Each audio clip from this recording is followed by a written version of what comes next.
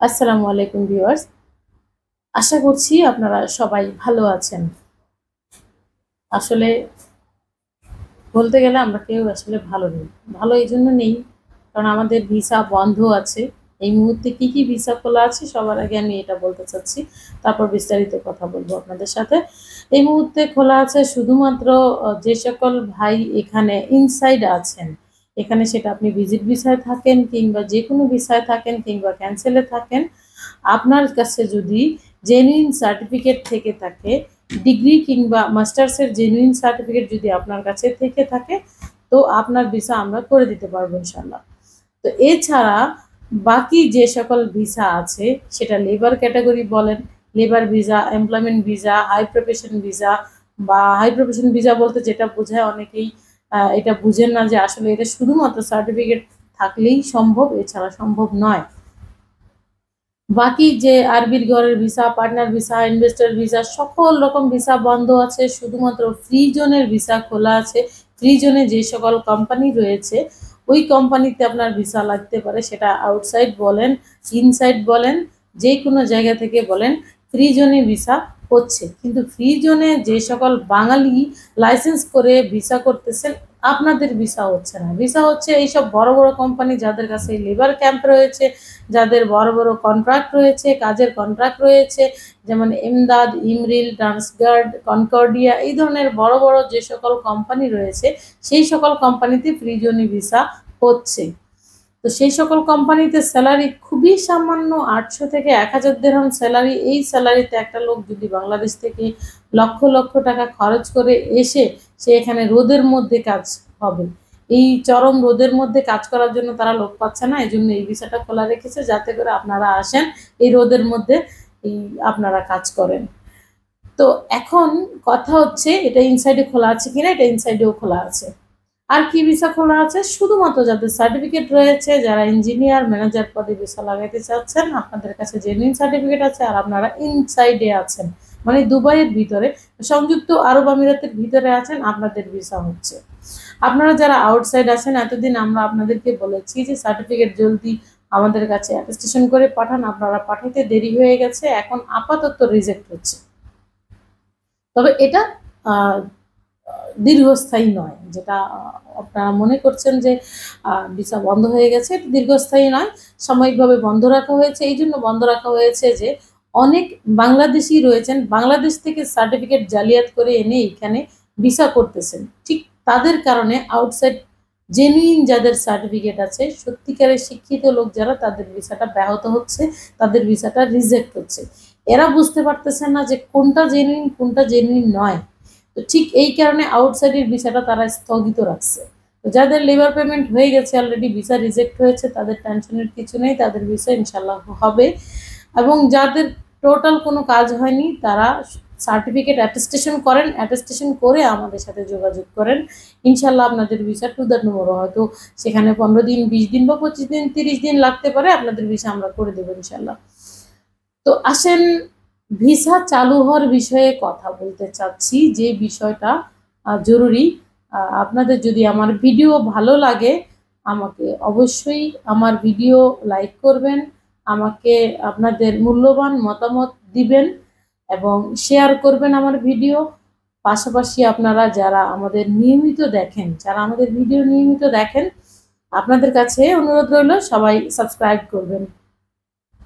আপনি যদি সাবস্ক্রাইব করেন তাহলে দুবাইয়ের যে জেনুইন নিউজ, ভিসার যে যত রকমের নিউজ আছে, ইমিগ্রেশনের যত রকম নিউজ আছে, ইনশাল্লাহ সবার আগে আমি দেওয়ার চেষ্টা করি। তো সাবস্ক্রাইব করলে সবার আগে আপনার কাছে আমার ভিডিও চলে যাবে। আসুন ভিসা খোলার বিষয়ে কথা বলি। ভিসা খোলার বিষয়ে দফায় দফায় কয়েকবার বৈঠক হয়েছে, বৈঠক হওয়ার পরও কেন ভিসা খুলছে না, এটা কি আসলে বলতে পারেন? এটার প্রধান প্রধান এবং প্রথম কারণ হলো কোনো এক্সপার্ট নিয়ে কথা বলা হচ্ছে না। এই যে বৈঠক হচ্ছে, আপনি চিন্তা করে দেখুন একটা জিনিস, যে বৈঠক তো বেশ কয়েকবার হয়েছে, তার মধ্যে কয়জন লোক আছে যে যারা সঠিক অবস্থাটা তুলে ধরতে পেরেছে? ভিসার জন্য বলছে সার্টিফিকেট জালিয়াতি। আমাদের কথা হচ্ছে সার্টিফিকেট জালিয়াতি যদি হয় তো সেক্ষেত্রে আপনারা হাই প্রফেশন ভিসা যেটা সেটা বন্ধ রাখেন, লেবার ভিসা খুলে দেন। লেবার ভিসা কেন খুলতেছেন না? লেবার ভিসার সাথে তো সার্টিফিকেটের সাথে কোনো কানেকশন নেই, ফ্যামিলি ভিসার সাথে সার্টিফিকেটের সাথে কোনো কানেকশন নেই, জালিয়াতির কোনো কানেকশন নেই। তাহলে ফ্যামিলি ভিসা এবং লেবার ভিসা কেন খুলতেছেন না? ঠিক এই কথাটাকে একটু গুছিয়ে, যে বারবার বৈঠক হচ্ছে, উচ্চ পর্যায়ের বৈঠক, সেই বৈঠকে কোন অগ্রগতি হয়েছে, কি কাজ হয়েছে? আসিফ নজরুল স্যার কি কাজ করতেছেন? উনি কি আসলে কোনো কাজ করতেছেন প্রবাসীদের জন্য, আরব আমিরাত প্রবাসীদের জন্য? কোনো কাজ করছেন না। প্রবাসী কল্যাণ মন্ত্রণালয় থেকে এখানে ফলপ্রসূ কোনো বৈঠক হয়নি। এখানে যে সকল ইমিগ্রেশন এক্সপার্ট আছেন, আমার কথা আমি বাদ দিলাম, ধরেন আমাকে আপনি ডাকলেনই না, কিন্তু এখানে তো অনেক ইমিগ্রেশন এক্সপার্ট আছেন, বাংলাদেশি লোক আছেন যারা আমির সেন্টার পরিচালনা করেন, এখানে ইমিগ্রেশনের কাজগুলো যারা করে থাকেন, এই ধরনের কিছু এক্সপার্টকে নিয়ে বসেন না ভাই। আপনারা কেন এই জিনিসটা বুঝেন না? আমাদের প্রধান উপদেষ্টার কান পর্যন্ত এটা কেন নেন না যে আমাদের হাই প্রফেশন ভিসা তোমরা বন্ধ রেখেছো যদি জালিয়াতির কারণে, ওকে ফাইন, বন্ধ রাখো, কিন্তু কি কারণে আমাদের লেবার ভিসা বন্ধ আছে? লেবার ভিসা বন্ধ থাকার পিছনে যে নর্মাল কারণগুলো হতে পারে, এক নম্বর কারণ হলো এখানে লোক এনে ছেড়ে দেওয়া, সেই লোকগুলাকে বাসস্থান না দেওয়া কিংবা কাজ না দেওয়া, সেইগুলার কোনো খোঁজখবর না করা, কাগজপত্র কমপ্লিট না করা। সেক্ষেত্রে আপনারা এখানে একটা শর্ত তো জুড়ে দিতে পারেন যে যে সকল বাংলাদেশির বয়স 30+ হয়নি তাদের নামে কোনো লাইসেন্স হতে পারবে না, এবং যে সকল বাংলাদেশিদের ব্যাংক অ্যাকাউন্টে 30,000 35,000 এরকম দিরহাম না থাকবে, বা এদের আর্থিক যে এদের জেনুইন অফিস না থাকবে, এবং এদের লেবারদেরকে রাখার মতো জায়গা এগুলো জেনুইন যাদের না থাকবে, তাদের নামে কোনো রকম লাইসেন্স হবে না, সেই লাইসেন্সকে অনুমতি দেওয়া হবে না। যে কোনো রকম লোক আনার, কোটা মোটা কোনো রকম ভিসা বের করার অনুমতি দেওয়া হবে না, সেটা স্ট্রংলি এইখান থেকে ইউএই গভর্নমেন্টই পারে। তো এই বিষয়ে কথা বলার জন্য তো আসলে বৈঠক দরকার, একদম সঠিক একজন ইমিগ্রেশন এক্সপার্টের সাথে বৈঠক দরকার, যিনি এই বিষয়গুলা তুলে ধরবেন যে এই শর্ত দিয়ে আপনি বাংলাদেশিদের নামে লাইসেন্স হতে দেন। ঠিক এই কারণে দেখা যাচ্ছে জেনুইন ব্যবসায়ী যদি 10% থাকে, বাকি 90% হলো ভুয়া ব্যবসায়ী, এরা শুধু ভিসা বিক্রি করে। ভিসা বিক্রিকারী যে সকল লোক আছে, লাইসেন্স করলো ভিসা বিক্রি করলো, লাইসেন্স করলো ভিসা বিক্রি করলো, পরের বছর লাইসেন্সটা নাই হয়ে যায়, সেটা তার কোনো খবর থাকে না। এই ধরনের যে পকেট লাইসেন্স বলা হয়, এইগুলা করা বন্ধ করতে হবে। সেই বন্ধটা বাংলাদেশ এম্বাসি থেকে একটা জোরালো বৈঠক করে মিনিস্ট্রি অফ ফরেন অ্যাফেয়ার যেগুলো এখানে আছে আর কি, এখানে জিডিআরএফ এর সাথে শক্ত একটা বৈঠক হওয়া দরকার যে বাংলাদেশের যদি কোনো প্রতিষ্ঠান না থাকে, জেনুইন কোনো প্রতিষ্ঠান না থাকে, সেক্ষেত্রে এদেরকে লাইসেন্স দেওয়া যাবে না। সেটা লাইসেন্স করার আগেই ভেরিফিকেশন করতে হবে। একটা লাইসেন্স হয়ে যাওয়ার পরে ভেরিফিকেশন করলে একটা মানুষের কিন্তু অনেকগুলো টাকা ওই লাইসেন্সে আটকে যায়। তো লাইসেন্সের জন্য যখন টাকা আটকে যায়, তখন সে এই লাইসেন্সের টাকা উঠানোর জন্য সে ভিসা বিক্রি করে। গোড়াতেই যদি ভেরিফিকেশন হয় যে ওই লোকটার কি অফিস আছে কিনা, লেবার এনে রাখবে, সেই লেবারের কন্ট্রাক্ট কোথায়, কোন কোম্পানির সাথে কন্ট্রাক্ট হয়েছে, লেবার কোথায় নিয়ে রাখবে, এই জিনিসগুলো যদি একটু স্ট্রংলি দেখে, এটা আমাদের এম্বাসি এবং আমাদের প্রবাসী কল্যাণ মন্ত্রণালয় থেকে এই জিনিসগুলা তাদের কাছে তুলে ধরতে হবে।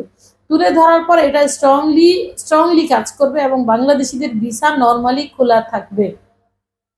ধরেন আমার একটা টাইপিং সেন্টার আছে, আমার একটা ট্রাভেল এজেন্সি আছে, এখানে 4টা আমার কর্মচারী, আমার 4টা লোক দরকার। আমি এখন সেই লোকগুলা কোথায় পাবো? আমার বাংলাদেশি লোক দরকার, আমি আমার বাংলাদেশি কাস্টমার বেশি, বাংলা ভাষাভাষী লোক বেশি, আমার লোক দরকার। তো এই মুহূর্তে আমি লোক কোথায় পাবো? তো স্বাভাবিকভাবে লোক আমার বাংলাদেশ থেকে নিয়ে আসতে হবে। তো বাংলাদেশ থেকে আমার ভিসা বন্ধ, আমার কিন্তু জেনুইন আছে সবকিছু, জেনুইন সবকিছু থাকার পরেও কিন্তু আমি লোকটা আনতে পারতেছি না। এর কারণ কি? এর কারণ হচ্ছে ভিসা বন্ধ। এই বিষয়গুলা, আমাদের কাছে যখন টাকা আসবে, আমাদের টাকা তো ইউরোপ যাবে না, আমাদের টাকা কখনো কানাডা যাবে না, আমাদের টাকা সবসময় বাংলাদেশে যাবে।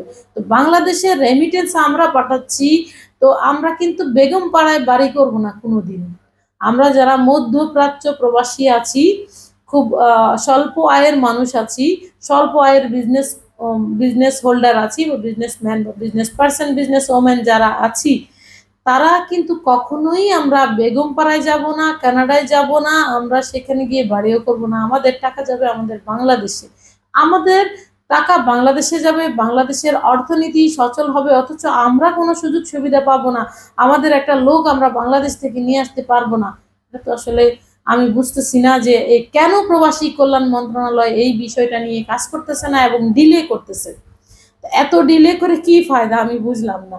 তো আমার এই ভিডিও, আজকের ভিডিওটি বেশি বেশি সবাইকে শেয়ার করার অনুরোধ করছি, কারণ আমার এই ভিডিও যদি সরকার পর্যন্ত যায়, সরকার যদি একটাবার আমাদের কোনো একজন ইমিগ্রেশন এক্সপার্টের সাথে যোগাযোগ করে এখানে বৈঠক করে, ইনশাআল্লাহ বাংলাদেশিদের ভিসা জটিলতার অবসান ঘটবে।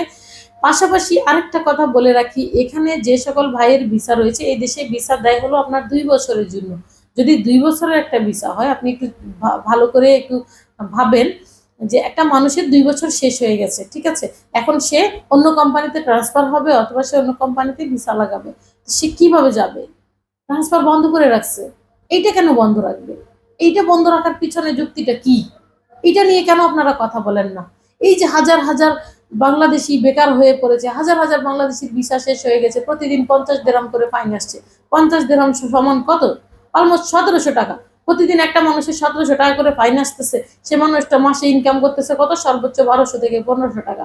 তো 1200 থেকে 1500 টাকা আপনি হিসাব করেন বাংলা টাকা কত আসে? প্রতিদিন একটা মানুষ 1700 টাকা করে ফাইন দেয়, সে খাবে কি? সে রুম ভাড়া কোথা থেকে দেবে? বাড়িতে কোথা থেকে টাকা পাঠাবে? এই যে ট্রান্সফার খোলার বিষয়ে কেন সরকার কথা বলে না? আমাদের গভর্নমেন্ট কেন কথা বলে না? গভর্নমেন্ট সেখানে কি করে? কিসের বৈঠক করে? কিসের বৈঠক হয়?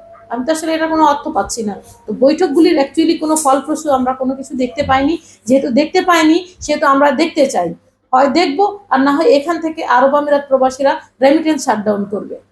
এটা আমরা অগ্রিম বলে দিলাম। সবাই ভালো থাকবেন, ভিডিও বেশি বেশি শেয়ার করবেন, সাবস্ক্রাইব করবেন। আল্লাহ হাফেজ।